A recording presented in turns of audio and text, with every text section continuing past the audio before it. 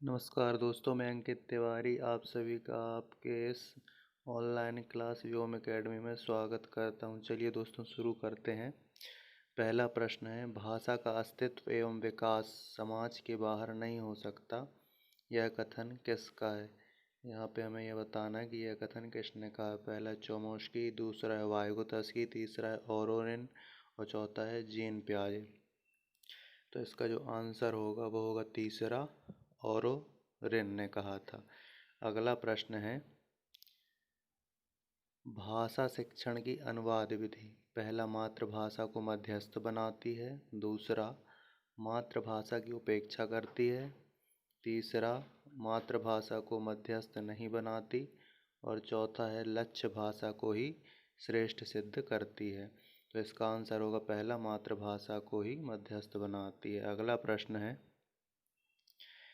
भारतीय भाषाओं को संविधान की किस अनुसूची में शामिल किया गया है। पहला है पहली, दूसरा है पांचवी और तीसरा है तीसरी और चौथा है आठवीं। तो इसका जो आंसर होगा वो होगा चौथा, आठवीं अनुसूची में शामिल किया गया। अगला प्रश्न है, भाषा में सतत और व्यापक आकलन का उद्देश्य है। पहला, भाषा के व्याकरण का आकलन करना। दूसरा, पढ़कर समझने की क्षमता का आकलन। और तीसरा है वर्तनी की अशुद्धि के बिना लिखने की क्षमता का आकलन। और चौथा है भाषा के मौखिक और लिखित रूपों के प्रयोग की क्षमता का आकलन। इसका आंसर होगा चौथा, भाषा के मौखिक और लिखित रूपों की क्षमता का आकलन। अगला प्रश्न है, उसने पढ़ा, उसने खाया, उसने चीखा जैसे शब्द भाषा प्रयोग को दर्शाते हैं। पहला है नियमों का उल्लंघन होना। दूसरा, भाषा की समझ न होना। तीसरा, नियम कंठस्थ न होना। और चौथा है नियमों का अति सामान्यीकरण। तो आंसर होगा इसका चौथा, नियमों का अति सामान्यीकरण। अगला प्रश्न है, बच्चे प्रारंभ से ही होते हैं। कैसे होते हैं? एक भाषी होते हैं, दूसरा द्विभाषी होते हैं, तीसरा है बहुभाषी होते हैं और चौथा है भाषा में कमज़ोर होते हैं। तो इसका आंसर होगा तीसरा, बच्चे प्रारंभ से ही बहुभाषी होते हैं। अगला प्रश्न है, समावेशी शिक्षा के संदर्भ में भाषा शिक्षण के लिए अनिवार्य है। पहला, विभिन्न प्रकार की गतिविधियों का प्रयोग। दूसरा, एकांकी शिक्षण में सभी की भागीदारी। तीसरा, भाषा कौशलों का उपयुक्त अभ्यास। और चौथा है व्याकरणिक संकल्पनाओं का अधिकाधिक अभ्यास। तो इसका पहला आंसर होगा पहला, विभिन्न प्रकार की गतिविधियों का प्रयोग।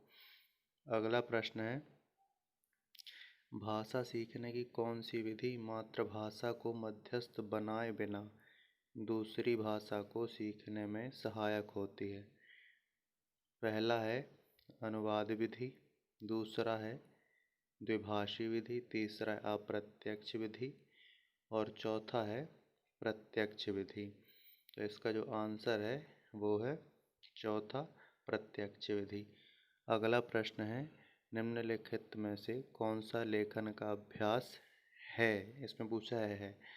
तो पहला है सुलेख, दूसरा अनुलेख, तीसरा है श्रुतलेख और चौथा है ये सभी। तो इसका आंसर होगा चौथा, ये सभी।